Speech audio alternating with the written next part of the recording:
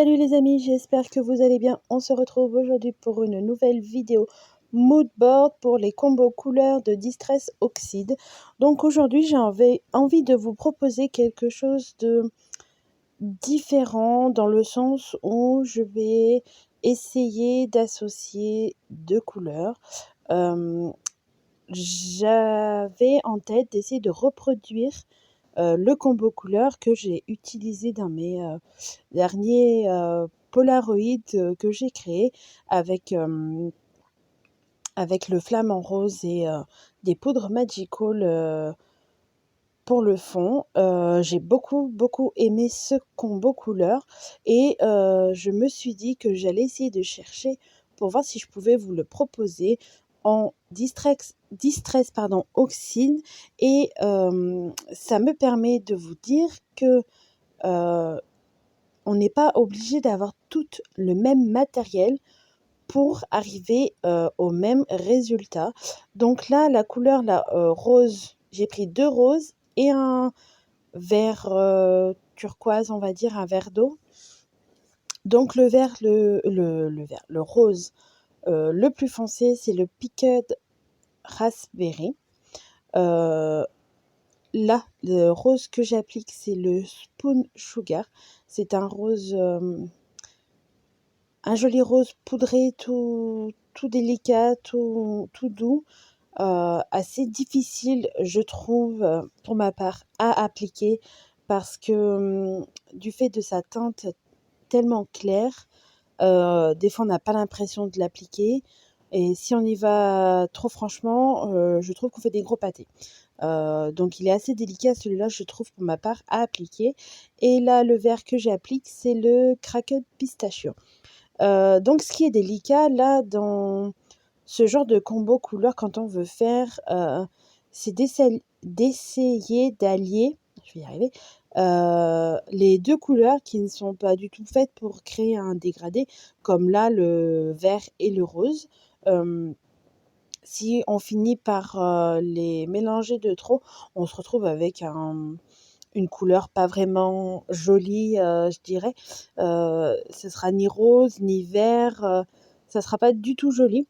Donc la technique que je vous dirais de faire, c'est d'y aller étape par étape, encore plus doucement que, entre 2 roses, 2 bleus ou 2 violets, c'est-à-dire que là, je vais descendre progressivement le rose très clair et monter progressivement le vert très, très clair jusqu'à que je trouve que la limite, des 2 se fasse, assez bien et pour éviter que ça ne fasse une couleur vraiment pas jolie, je pourrais pas vous la définir parce qu'elle n'existe pas, mais on va dire que la meilleure solution, c'est vraiment d'y aller petite touche par petite touche. Vous voyez, je ne fais que changer mes applicateurs euh, pour vous montrer que ça se fait par petites touches. Et pour en revenir à ce que je disais au début de la vidéo, on n'est pas obligé d'avoir le même matériel. Là, je décide d'apporter un peu de brillance à mon fond. Donc, j'ai pris la Magical, la blanche, Milky Way White, il me semble de nom. Juste pour apporter un côté irisé dans mon fond, en fait, selon comment on va l'incliner, on aura cette brillance du Magical. Parce que quand j'ai fait les fonds des Pola avec les flamants roses, vu que j'ai utilisé des Magical en fond, ça brillait, ça scintillait de mille feux. Mais là, avec des Distress, on n'a pas ce côté-là. Donc je me suis dit que j'allais essayer de le reproduire, mais différemment. Et j'ai eu l'idée d'utiliser cette poudre blanche. Et c'est pour ça d'ailleurs que je l'ai acheté. Comme ça, je me suis dit que quand je voulais apporter de la brillance ton sur ton, c'est parfait parce que là, vu que on active la poudre avec de l'eau et que quand on applique ça sur notre distress, ça fait réagir la distress. Donc nos gouttes en fait vont légèrement se teinter de la distress dessous vont réactiver les pigments de couleur. Donc, ça nous fait presque du ton sur ton. Et là, je vous montre d'un peu plus près les petites taches que j'ai réalisées. J'aime beaucoup ce fond. Faut savoir que pour réaliser ce combo couleur Distress, j'ai essayé de faire quelques recherches d'abord sur Pinterest. J'en ai vu un qui me plaisait beaucoup, qui était assez ressemblant à ça, mais ce n'était pas celui-là. Et vu que je n'avais pas les couleurs appropriées, je me suis dit que j'allais essayer. J'ai fait plusieurs tests avec les distress que j'avais, et celui-là, c'est celui qui m'a le plus parlé, qui me plaisait le plus, et qui se rapprochait au plus près de la création de mes polas, en fait, que j'avais fait. Donc là, je viens mettre en couleur mes éléments que j'ai tamponnés à la Memento. Donc c'est des éléments, des planches de tampons que j'ai reçues précédemment de chez Globleland. Pardon, c'est très difficile à dire, je trouve, soit dit en passant. Je vous ai pas filmé toute la mise en couleur parce qu'elle était extrêmement longue. Je me suis reprise à plusieurs fois parce que, comme d'habitude, je pense que je tamponne assez de choses et au final, il m'en manque toujours une ou deux où je n'ai pas tamponné le bon motif. Donc, je l'ai fait en plusieurs fois. Donc là, je vous montre ce que j'ai fait d'un premier jet. C'est quelque chose d'assez classique, on va dire, au niveau de la mise en couleur parce que j'ai juste pris des gris pour faire l'éléphant. Je me voyais même mal mettre faire un éléphant rose. Par contre, c'est pas que c'est pas impossible, mais mon fond, il était tellement chargé de couleurs que je ne voulais pas rajouter de la couleur et je voulais qu'il se détache quand même du fond. Donc si je l'aurais fait rose ou vert ou que sais-je d'une autre couleur, il ne se serait pas détaché du fond. Donc j'ai simplement pris des gris clairs qui se suivent. Donc j'en ai pris deux, le WG1 il me semble, et le WG0.5 et le blender, le numéro 0. Et j'ai pris une teinte légèrement rosée pour faire le creux de ses oreilles. Et là, je m'attaque au palmier. Donc la teinte la plus foncée, c'est le 116 et la teinte la plus claire, c'est le numéro 100. Et je viens comme ça créer un léger dégradé. Je m'y reprends à plusieurs fois pour le plus foncé, pour bien marquer les contrastes au sein du tronc du palmier. J'aime beaucoup faire ce genre de colorisation. Ça me permet d'utiliser des feutres, des couleurs que je n'ai pas du tout l'habitude d'utiliser, que je me dis non, ça va pas le faire, c'est pas la bonne couleur. Et au final, quand j'essaye, ça marche plutôt bien. Euh, c'est pas facile des fois à trouver les bonnes combinaisons de couleurs. C'est pour ça que j'aime partager avec vous parce que je trouve que des fois sur le net en général, sur les réseaux sociaux, n'importe lesquels, euh, on ne parle pas assez des choses basiques, je dirais, parce qu'on est beaucoup de scrapeuses à aller avoir des petits budgets et à acheter des feutres à alcool chez Action ou sur des sites pardon, chinois, mais on n'arrive pas forcément à les faire matcher ensemble. Et moi, la première d'ailleurs, souvent j'ai des loupés, hein, je ne les filme pas. euh, mais ça m'arrive assez souvent, surtout qu'en fait, il faut penser que quand on utilise des feutres à alcool, il faut aussi voir le résultat une fois que l'alcool du feutre s'est évaporé. Parce qu'une fois que on applique notre feutre, il est chargé de couleur et d'alcool. Il a une certaine couleur, on va dire.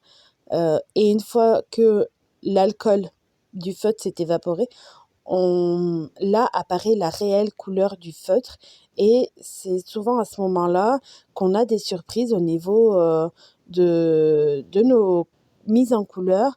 Ce n'est pas vraiment ce à quoi on s'attendait. Donc, étape importante d'attendre, le séchage du feutre à alcool et je me suis fait longuement et pleinement avoir, à cette étape-là. C'est pour ça que maintenant si j'ai pas le temps, je sèche au heat gun comme on ferait pour, de l'aquarelle ou une autre technique. N'ayez pas peur de le faire, pour les feutres à alcool. Ça se fait très, très bien aussi, il y a aucun souci, à ce niveau-là.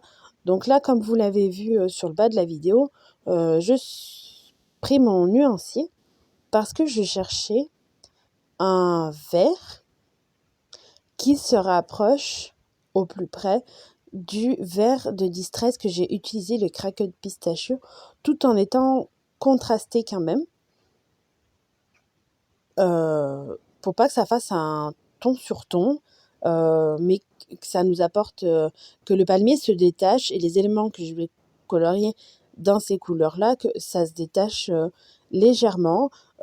J'ai longuement hésité entre faire ce combo couleur-là que je vous propose ou rester dans un combo couleur traditionnel, on va dire, dans un vert un peu plus tropical, un peu plus profond. J'ai longuement hésité, mais je me suis dit que ça allait beaucoup trop trancher avec ma création du jour. Ça allait pas du tout être possible.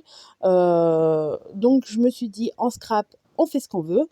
Donc j'ai plutôt adapté la couleur de mes palmiers et des autres éléments à ma création du jour. Donc je suis partie sur ces 3 feutres-là. Donc le 177 pour la couleur la plus foncée, le 180 pour la couleur intermédiaire et le numéro 172 pour la teinte la plus claire. Là, à la caméra, vous avez l'impression qu'elle n'existe pas, que c'est blanc, mais comme je vous le disais précédemment, il faut laisser la couleur sécher pour avoir le réel rendu de la couleur et c'est la vision de la caméra. En réel, j'ai un peu plus de couleur sur les pointes de mon palmier. Donc là, pareil, j'essaye de chercher dans les tons roses. C'est la couleur que j'ai beaucoup, beaucoup de mal à utiliser en feutre à alcool, du moins à harmoniser dans les dégradés, on va dire. Chaque fois que j'essaye, c'est des flops phénoménales. J'ai beaucoup, beaucoup de mal à trouver les bons feutres. C'est pour ça que là, vous m'avez vu dégainer mon pistolet pour chauffer, pour voir vraiment la couleur des feutres. Parce que sur les capuchons, on a l'impression qu'ils sont tous pareils. Donc il y a une très très légère différence où l'un paraît plus foncé que l'autre et au final, une fois qu'on applique, c'est complètement l'inverse. Donc là, la teinte la plus foncée, c'est le 127 et la teinte la plus claire, c'est le numéro 6. Donc après avoir mis tous mes éléments en couleur, je n'ai pas utilisé d'autres couleurs de feutre, si ce n'est un jaune avec le blender pour le soleil là. Et non, je n'ai pas utilisé d'autres couleurs. Que je réfléchisse, non, parce que les pierres, enfin les rochers sur les feuillages, j'ai utilisé les mêmes combos couleurs que j'ai utilisé pour le sable. Donc, une fois que j'ai colorié et découpé tous les éléments, la partie que je n'aime absolument pas, je viens placer mes éléments. Alors, il faut savoir qu'à la base, j'avais une idée. C'est-à-dire que je voulais placer ce banc de sable avec le cocotier en bas. En bas, à gauche plutôt. Mais au fil de ma création, je me suis rendu compte, pas que ça ne me plaisait pas, mais je vous dirais que c'était pas cohérent dans la création. Je ne trouvais pas ça harmonieux. Donc là, pareil, vous voyez, j'ai longuement hésité entre mettre l'hippopotame ou mettre l'éléphant. J'ai longuement hésité entre les deux. Mais au final, je vais plutôt opter pour mettre l'éléphant en bas et l'hippopotame sur le banc de sable. Et non, non, c'est pas français ce que je vous dis. Une fois après avoir collé tous mes éléments, là c'est beaucoup mieux, je cherche un sentiment. Donc je mets le mot Island sur le petit panneau de bois qui fait partie de la même planche de tambour. Et j'aurais aimé trouver un grand sentiment. Ça aurait pu être un hello, mais beaucoup plus gros en fait, mais je n'en avais pas. Donc je me suis rabattue sur celui-là. Il rentrait dans la case, ça faisait pile l'affaire. Je vous dirais le seul petit bémol de cette création, personnellement, que je trouve, à force de la regarder, je me dis le seul petit bémol, la seule petite chose que j'aurais pu faire en plus, c'est apporter un peu plus de contraste sur le fond avec un pochoir pour apporter quelques détails, comme je l'ai eu fait sur d'autres moodboards, d'autres créations, ça aurait apporté un petit quelque chose. Là, je trouve que ma création, elle fait un peu vide dans le fond, en fait. Ou apporter du contraste avec du tamponnage. Je me suis dit... des fois, j'hésite à le faire, j'ai peur de le faire, justement en me disant on va voir que ça, mais au final, là, je trouve que personnellement, ça manque. Dites-moi ce que vous en pensez en commentaire. Si vous trouvez qu'il manque un petit quelque chose ou pas. Et si oui, qu'est-ce que vous aurez rajouté à cette création. Donc là, pour apporter quelques points de lumière sur les embellissements que j'ai coloriés, je viens avec mon Artistro blanc faire quelques points de lumière par-ci, par-là. J'aime beaucoup faire ça, ça apporte de la lumière, du contraste à ces éléments mis en couleur au feutre à alcool parce que c'est quelque chose d'assez opaque, le feutre à alcool, assez prenant, pas transparent du tout. Donc, de mon point de vue, ça a besoin de luminosité.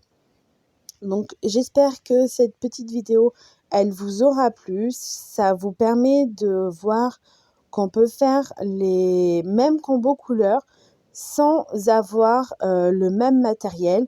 Ne l'oubliez pas, c'est pas parce que les personnes qu'on vous propose des vidéos, on vous propose telle chose avec tel matériel, qu'il faut absolument le faire de telle façon.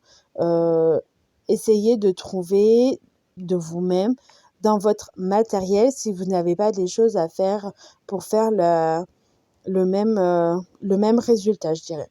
C'est ce qui peut être important des fois. Pas la manière ni le médium qu'on va utiliser, mais plutôt le résultat. Il ne faut pas se mettre des freins et des barrières à ce niveau-là, parce que je trouve que ça peut être très, très frustrant. Donc, sur ce, n'hésitez pas à me dire en commentaire ce que vous avez pensé de cette petite vidéo. Je vous dis à bientôt pour une nouvelle création. Bye bye!